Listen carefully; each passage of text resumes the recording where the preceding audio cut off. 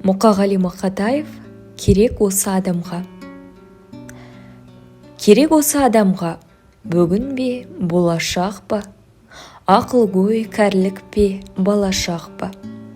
Қиын-ау өзің жатып жер ошақта, жансыз тән, жанарсыз көз болашақта.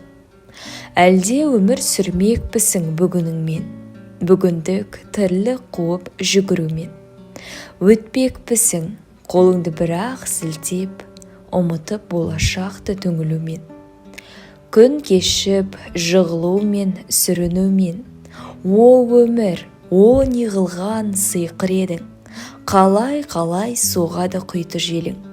Діңкелеп, шаршап келіп жантайғанда, тәтті бір түс көрсеткен ұйқыма едің.